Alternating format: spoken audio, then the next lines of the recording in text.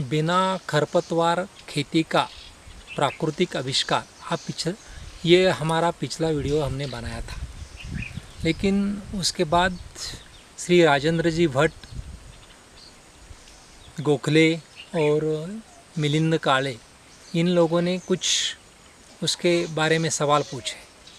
वो वीडियो बनाने का मेरा मकसद खाली इतना ही था कि माइक्रोबायोलॉजी जो कहते रहते हैं कि फंगल डोमिनेंट ज़मीन सॉइल हो गई तो आपके ज़मीन में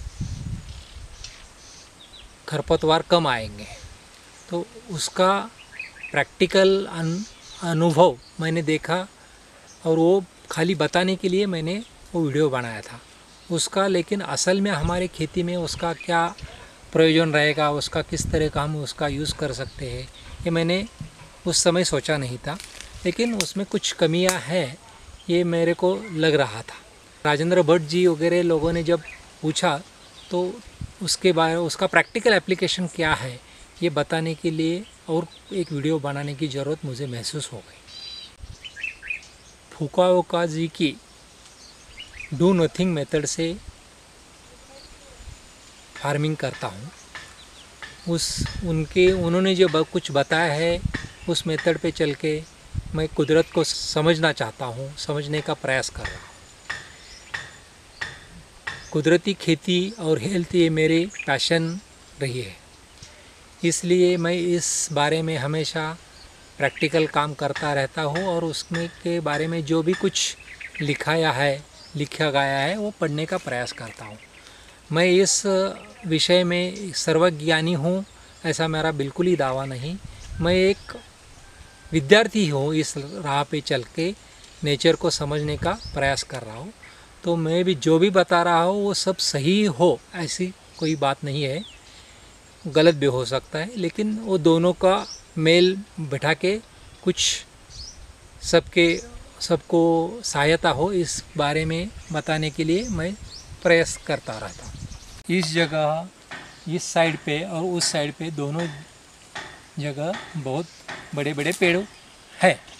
इसके कारण इन पेड़ों ने जो लिक्विड कार्बन ज़मीन में छोड़ा था उसके कारण जो सॉइल कार्बन रिच हो गई, उसके कारण यहाँ का वीड्स का उगना बहुत ही कम हुआ है, हम देख सकते हैं।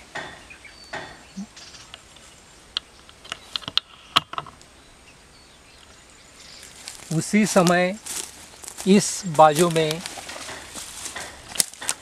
यहाँ एक ही बाजू पे पेड़ है, वह उधर पेड़ नहीं है, तो उस जगह जमीन उतनी फंगल डोमिनेंट ना होने के कारण वहाँ बहुत से खरपतवार पैदा हुए हैं, हम देख सकते हैं। सुबह के वक्त यहाँ पूरब की रोशनी आती है, सूरज की रोशनी, यहाँ वहाँ भी तो पूरब की आती है क्योंकि शाम को पश्चिम की रोशनी नहीं आती दोनों जगह भी। लेकिन वहाँ बहुत से खरपतवार पैदा हुए हैं, यहाँ नहीं हुए हैं। ये इमली का पेड़ है, इसके छाया में हम देख सकते हैं कि यहाँ कुछ भी खरपतवार पैदा नहीं हुए हैं। पिछले साल यहाँ, अभी इस साल हमारे यहाँ 800 मिलीमीटर बारिश हो गई है, लेकिन फिर भी यहाँ कहीं खरपतवार नहीं पैदा हुए हैं। पिछले साल जो हमारा आम का उत्पाद था उसमें से जो आम खराब हुए थे वो हमने आम यही डाल दिए थे। आप देख सकते हैं कि उसकी गुठलियाँ यहाँ पड़ी हुई है। उन गुठलियों में से नियरली 200 से अबाव उसके प्लांट्स पैदा हो गए थे। अभी हम देख सकते हैं यहाँ ये आम का पेड़ पैदा हो रहा है, ये सुवावल के छोटे छोटे पेड़ पैदा हुए हैं।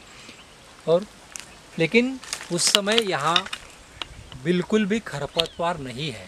तो खरपतवार का यहाँ ना आना, ये यहाँ पानी की कमी या सूर्य प्रकाश की कमी ऐसा कोई बात नहीं है, क्योंकि ये दो अगर वैसा होता तो ये सुबबल या आम ये दोनों भी पैदा नहीं होना चाहिए था। वैसे तो आम की गुठली से आम पैदा होना और ज़मीन पे, इसके लिए बहुत बारिश की ज़रूरत है, यानी इतनी बारिश ये और ह्यूमिड वातावरण यहाँ है, फिर भी यहाँ कोई भी खरपतवार नहीं पैदा हुई है।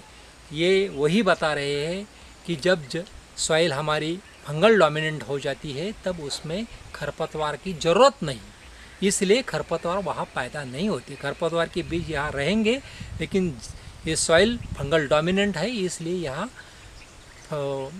खरपतवार नहीं आ रहा है। ये फिर एक बार सिद्ध हो रहा है। सॉइल फंगल डोमिनेंट होने के बाद वहाँ वीड्स का आना कम होता है। ये थ्योरी तो हमने समझ ली, लेकिन इसका फील्ड में, हमारे एग्रीकल्चर में प्रैक्टिकल एप्लीकेशन कहाँ है, उसका कुछ होता है क्या? तो यह हमारा 5 साल पुराना आम का बगीचा है। यहाँ पहले सेजन और पोमोग्रेनेट यानी कि अनार का बगीचा था। वो फुल्ली नेचुरल तरीके से पैदा करने का हमारा प्रयास असफल हो गया।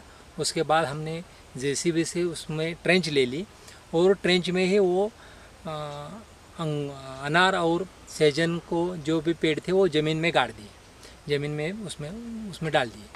और उसके कारण वहाँ का ट्रेंच का एरिया का जो था वहाँ का थोड़ा सा ऑर्गेनिक कार्बन बढ़ गया। और अभी जब यह आम लगाया तो पहले 1 साल 2 साल यहाँ हमने शुगर केन के पत्तों का मल्चिंग भी किया था। और अभी 5 साल में इस आम ने जो कुछ ज़मीन के सॉइल के माइक्रोबायोलॉजी के लिए जो भी लिक्विड कार्बन ज़मीन में छोड़ा, और उसके कारण अभी हम यहाँ देख सकते हैं कि आम के आजू बाजू में 5 फीट तक वीड्स का प्रकोप बहुत ही कम हो रहा है।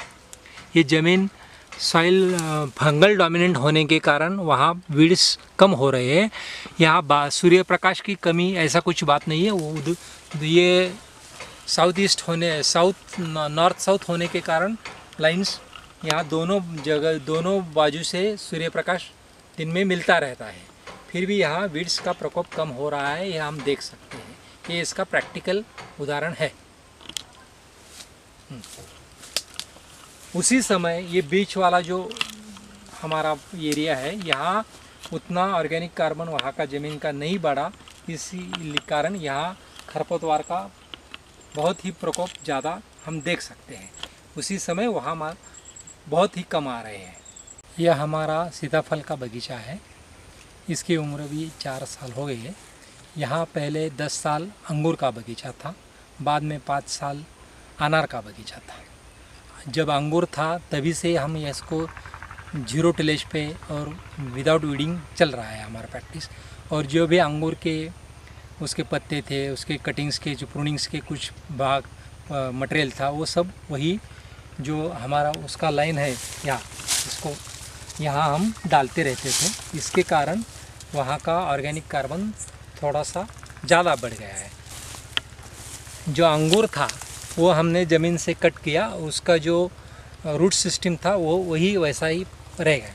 बाद में जो अनार था उसका भी अभी देख सकते हैं, यहाँ उसका रूट सिस्टम वही ज़मीन पे रह गया। ऊपर से वो कट करके स्टेम, फिर उसके जो लकड़ियाँ वगैरह थे वो वही डिकम्पोज के लिए रख दिया इस कारण। और बाद में जब ये सीताफल लगाया और सीताफल ने जो भी कुछ लिक्विड कार्बन ज़मीन में छोड़ा होगा, उसी के कारण हम देख सकते हैं कि जब यहाँ बीच में बहुत से घना खरपतवार आ रहे हैं तो उसी समय यहाँ बहुत से कम खरपतवार आ रहे हैं। यहाँ मल्चिंग के कारण या ये वाटर कंपटीशन के कारण, सीताफल को ज़्यादा पानी चाहिए, इसलिए यहाँ वीड्स नहीं आ रहे हैं, ऐसा भी हमें लग सकता है। लेकिन हम देख सकते हैं हमने यहाँ जुलाई में हल्दी लगाई थी। ये हल्दी हर पेड़ के पास एक हल्दी लगाई थी, तो ये हल्दी आ रही है। हल्दी यहाँ बढ़ रही है, उसको कुछ प्रॉब्लम नहीं है, लेकिन वीड्स यहाँ न बढ़ के खाली ये बीच वाला जो पोर्शन है वही बढ़ रहे हैं। तो यहाँ भी हम देख सकते हैं कि जहाँ फंगल डोमिनेंट सॉइल हो गई वहाँ वो खरपतवार का आना कम हो रहा है, और जहाँ भी वो बैक्टीरिया डोमिनेंट है वहाँ खरपतवार ज़्यादा आ रहे हैं, क्योंकि वहाँ उतना ऑर्गेनिक का मैटर नहीं डिकम्पोज हुआ, या पेड़ ने जो लिक्विड कार्बन छोड़ा था वो भी वहाँ कम है। इसके कारण यहाँ बीच में ज़्यादा वीड्स आ रहे हैं। मिलिंद काले जी ने पूछा था कि सुबाबुल यह हमारा नेटिव नहीं है, वो विदेशी है, और वो हमारे यहाँ बहुत फास्ट एग्रेसिवली ग्रो होता है, जिसके कारण हमें थोड़ी सी कठिनाई होती है, ऐसा है कि? तो मैं सोचता हूँ कि सुबाबुल ये हमारे सॉइल को फर्टाइल करने का सबसे अच्छा तरीका है। वो अग्रेसिवली बढ़ता है ये सही है, लेकिन उसका हम थोड़ा सा उसको कंट्रोल कर देंगे, उसको कट करके वही छोड़ देंगे तो वो ज़्यादा से ज़्यादा सनलाइट कैप्चर करके और उसने जो लिक्विड कार्बन ज़मीन में जो छोड़ता है उसके कारण हमारी ज़मीन बहुत जल्दी ही फर्टाइल हो जाती है। और ये नेचर में देश विदेश ऐसा कुछ नहीं रहता। नेचर ये सीमाएं जो हैं हमारी मानव की बनाई हुई है, ऐसा कुछ नहीं होता। और एक उदाहरण है कि कांग्रेस जो वीड्स आता है उसको वो बहुत एग्रेसिवली बढ़ता है, लेकिन मैं सोचता हूँ वो भी अच्छे के लिए आ रहा है, क्योंकि हमारे इंडिया में क्या होता है कि हमारे यहाँ ये जानवरों जो चराई होती है वो बहुत ज़्यादा होती है, जिसके कारण हमारी मिट्टी का शोषण होता है। और ये कांग्रेस जो रहता है वो कड़वा रहता है, उसके कारण उसको ये जानवर नहीं खाते।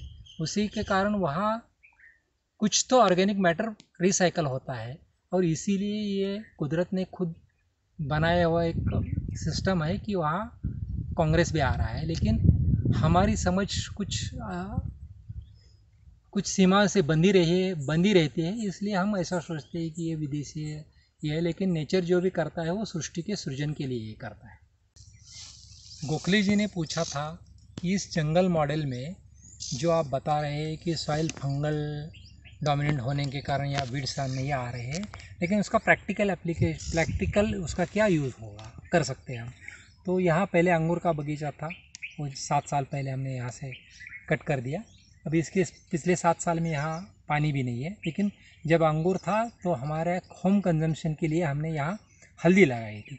अभी कुछ जगह वो हल्दी अभी भी ज़िंदा है, तो वो देखने के बाद और सीताफल में हमारी हल्दी अच्छे आ रही है, तो हम सोच रहे हैं कि यहाँ अगले साल यहाँ हम हल्दी का प्लांटेशन करेंगे। वो किस तरह से सक्सेसफुल होता है या कुछ प्रॉब्लम आता है ये उसी समय हम बता देंगे, लेकिन इसमें हल्दी का ट्राई करने वाले हैं।